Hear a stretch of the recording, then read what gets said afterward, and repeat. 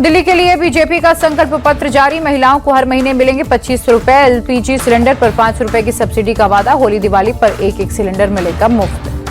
BJP अध्यक्ष JP Nadda बोले, आपदा पार्टी ने 51 लाख लोगों को आयुष्मान योजना से वंचित रखा, पहली कैबिनेट में से पास करेंगे। जेपी नड्डा ने दिल्ली सरकार के मोहल्ला क्लिनिक को भ्रष्टाचार का अड्डा बताया, का फर्जी लैब टेस्ट कर 300 करोड़ का घोटाला किया। पूर्वांचलियों के मुद्दे पर जेपी नड्डा ने आपको घेरा, बोले कोविड के समय पूर्वांचलियों को आनंद विहार भेज दिया था, आज घड़ियाली आंसू बहा रहे हैं केजरीवाल। बीजेपी के संकल्प पत्र को केजरीवाल ने झूठ का पुलिंदा बताया, कहा आपके मैनिफेस्टो पर चुनाव लड़ रही है बीजेपी। अरविंद केजरीवाल बोले, मेरे काम की नकल कर रही है बीजेपी, इनके पास अपना कोई भी प्लान नहीं है। बीजेपी के संकल्प पत्र पर पंजाब के मुख्यमंत्री भगवंत मान का अटैक, बोले हम पर रेवड़ी बांटने के आरोप लगते थे, क्या वो अब पापड़ बांट रहे। प्रवक्ता प्रियंका कक्कर बोली, प्रधानमंत्री मोदी खुद रेवड़ी कल्चर के खिलाफ हैं। वीरेंद्र सचदेवा का पलटवार, बोले जमानत पर छूटे लोगों को रेवड़ी और विकास का फर्क नहीं समझ आएगा। बीजेपी के घोषणा पत्र को मनोज तिवारी ने मोदी की गारंटी बताया, बोले सिर्फ भाजपा दिल्ली के लिए सोच रही है। महाराष्ट्र के सीएम देवेंद्र फडणवीस का अटैक, कहा दिल्ली की जनता का केजरीवाल से भरोसा उठा। दिल्ली चुनाव में केजरीवाल का एक और दांव, छात्रों के लिए मुफ्त बस सेवा का ऐलान। राजेंद्र नगर से आप उम्मीदवार दुर्गेश पाठक ने निकाली जन आशीर्वाद यात्रा, कहा लोग फिर से केजरीवाल को सीएम बनाना चाहते हैं। मनीष सिसोदिया बोले, हम आपदा हैं लेकिन भाजपा के लिए बीजेपी के पास न चेहरा न मुद्दा। पंजाब के सीएम भगवंत मान ने दिल्ली के मोतीनगर में किया रोड शो, आप उम्मीदवार शिवचरण गोयल को जिताने की अपील की। आप विधायक अमानतुल्लाह खान का बयान, आम आदमी पार्टी सबसे सेकुलर पार्टी है, सबके लिए काम करती है।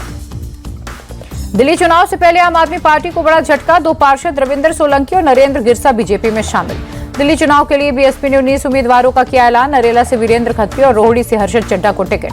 20 जनवरी को दिल्ली में पदयात्रा करेंगे राहुल। नई दिल्ली से कांग्रेस उम्मीदवार संदीप दीक्षित के लिए मांगेंगे वोट। 8वें वेतन आयोग की घोषणा पर भड़के कांग्रेस नेता संदीप दीक्षित का आचार संहिता के बीच भारत सरकार ने कैसे ऐलान किया। कांग्रेस नेता विनेश फोगाट का आप और बीजेपी पर अटैक, कहा ये दोनों सिर्फ एक दूसरे के झगड़ते हैं। बीजेपी उम्मीदवार भुवन सिंह तंवर के नामांकन में शामिल हुई बासुरी स्वराज। दिल्ली चुनाव के लिए अजित पवार की एनसीपी ने लिस्ट जारी की, 30 उम्मीदवारों के नाम का ऐलान। बिल्कीपुर उपचुनाव में तैनात पुलिस अधिकारियों को लेकर अखिलेश यादव ने उठाए सवाल, पीडीए के सिर्फ 3 अफसरों की पोस्टिंग पर चुनाव आयोग से संज्ञान लेने की मांग की। सपा सांसद अवधेश प्रसाद का दावा, मिल्कीपुर उपचुनाव में बीजेपी का जो भी उम्मीदवार होगा उसकी जमानत जब्त करा देंगे। सांसद दिलीप साकिया का बड़ा कद, असम बीजेपी चीफ बनाए गए। कल पटना में आरजेडी की राष्ट्रीय कार्यकारिणी की बैठक, तेजस्वी यादव चुनाव समेत कई मुद्दों पर चर्चा। निकाय चुनाव के प्रचार में जुटे उत्तराखंड के सीएम पुष्कर धामी, कहा टिहरी में बनाएंगे ट्रिपल इंजन की सरकार। मुख्यमंत्री पुष्कर सिंह धामी ने हरिद्वार में भी किया रोड शो, बीजेपी उम्मीदवार के लिए मांगे वोट। कर्नाटक में सत्ता बंटवारे की खबरों को deputy CM DK Shivakumar ने किया खारिज, कहा बीजेपी सिर्फ फर्जी खबरें फैला रही। दिल्ली में बीजेपी अध्यक्ष जेपी नड्डा के लिए मध्य प्रदेश के सीएम मोहन यादव प्रदेश के कई मुद्दों पर बात की। पीएम मोदी ने किया भारत मोबिलिटी ग्लोबल एक्सपो का उद्घाटन, 19 जनवरी से आम लोगों की मुफ्त एंट्री। पीएम मोदी ने कहा भारत की ऑटोमोटिव इंडस्ट्री जबरदस्त है और भविष्य के लिए तैयार भी। बेंगलुरु में शुरू हुआ अमेरिका का वाणिज्य दूतावास, भारत में अमेरिकी राजदूत एरिक गासेटी ने उद्घाटन किया। मुंबई में कल से आरएसएस और बीजेपी नेताओं की बैठक, सोर्सेस के मुताबिक हिंदुत्व के मुद्दे पर होगी चर्चा। स्पेडेक्स मिशन की सफलता से उत्साहित भारत सरकार, केंद्रीय मंत्री जितेंद्र सिंह बोले 2035 तक अंतरिक्ष में भारत का स्टेशन स्थापित हो जाना चाहिए। 20 से 24 जनवरी तक दावोस के दौरे पर रहेंगे महाराष्ट्र के सीएम, राज्य में विदेशी निवेश बढ़ाने पर रहेगा नजर।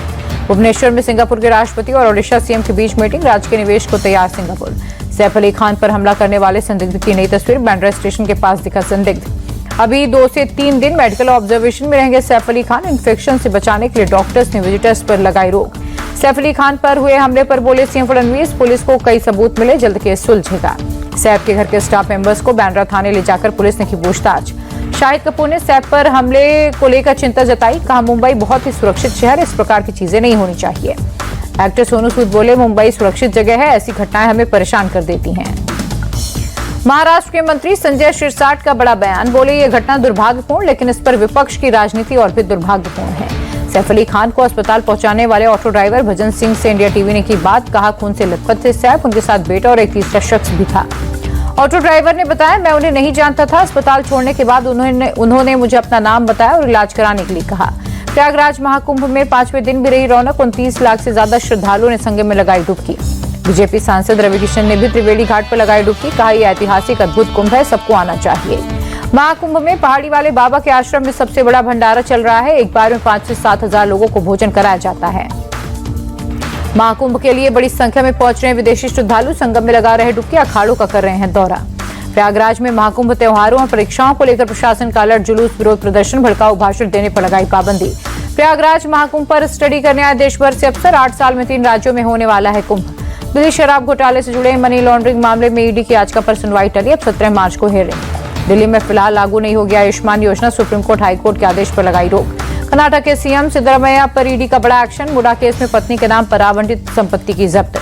भारत संचार मंत्रालय का संचार संकल्प ऐप लॉन्च हुआ, किसी भी नंबर से स्कैम कॉल आने पर उस नंबर को रिपोर्ट कर पाएंगे। केंद्रीय मंत्री जयंत चौधरी ने solar powered mobile van training units का किया शुभारंभ, नई नई तकनीकों के बारे में लोगों को ट्रेनिंग दी जाएगी। छत्तीसगढ़ के सीएम विष्णुदेव साय बोले, मार्च 2026 तक नक्सलवाद खत्म करने का लक्ष्य है। दिल्ली में गृह मंत्री अमित शाह ने एमपी के सीएम मोहन यादव के साथ समीक्षा बैठक की। एमपी में 3 नए आपराधिक कानूनों के लागू करने पर बात की। हरियाणा के सीएम नायब सैनी ने अधिकारियों के साथ बैठक की, 3 नए आपराधिक कानून के लागू करने और विकास कार्यों की समीक्षा की। हरियाणा के 370 भ्रष्ट पटवारियों के खिलाफ सरकार का एक्शन, जिला कलेक्टर्स को कार्रवाई करने का निर्देश। सीएम नायडू की अध्यक्षता में आंध्र प्रदेश कैबिनेट की बैठक हुई, विकास कार्यों समेत कई मुद्दों पर चर्चा। एनसी चीफ फारूक अब्दुल्ला के काफिले में शामिल दिल्ली पुलिस की गाड़ी का एक्सीडेंट, नीलगाय से टकराने पर दिल्ली मुंबई एक्सप्रेस वे पर हुआ हादसा। पुणे में भीषण हादसा, ट्रक कार की टक्कर में 9 लोगों की मौत हुई। एमपी के गुना में वन विभाग ने 900 बीघा जमीन को अवैध कब्जे से मुक्त कराया। 600 अधिकारी और कर्मचारी 60 बुलडोजर के साथ मौके पर पहुंचे थे। जम्मू कश्मीर के उधमपुर में स्क्रैप गोदाम में भीषण आग, कड़ी मशक्कत के बाद पाया गया काबू। कर्नाटक के विजयपुरा में पुलिस का 4 चोरों के साथ एनकाउंटर, 3 भागने में कामयाब, पैर में गोली लगने से एक चोर पकड़ा गया। गुजरात के बेट द्वारका और ओखा में प्रशासन ने 408 अवैध अतिक्रमण को हटाया, 62 करोड़ की जमीन को कब्जे से मुक्त कराया। राजौरी के बुद्दल गांव में 16 रहस्यमयी मौत पर जम्मू कश्मीर सरकार की नजर, स्वास्थ्य विभाग और पुलिस को जांच में तेजी लाने के निर्देश। उत्तराखंड के खडीमा के कस्टम विभाग का एक्शन, 12,000 किलो चाइनीज लहसुन बरामद। ओडिशा सीएम ने तीर्थ योजना के तहत स्पेशल ट्रेन को दिखाई हरी झंडी, सीनियर सिटीजन कर सकेंगे सफर। भोपाल के नवोदय अस्पताल पर ईडी की रेड, सौरभ शर्मा भ्रष्टाचार मामले में कार्रवाई हुई। राजधानी दिल्ली में प्रदूषण में आई कमी, ग्रेड 3 की पाबंदियों को भी हटाया गया। बर्फबारी के बाद सफेद चादर में लिपटा डोला, पर्यटकों के लिए नजारा दिलकश। जम्मू कश्मीर के पुंछ में बर्फबारी, सड़क घरों पर जमी बर्फ, खूबसूरत हुआ नजारा। फिर घटा भारत के विदेशी मुद्रा भंडार, 8.71 अरब डॉलर घटकर 625.87 अरब डॉलर रह गया।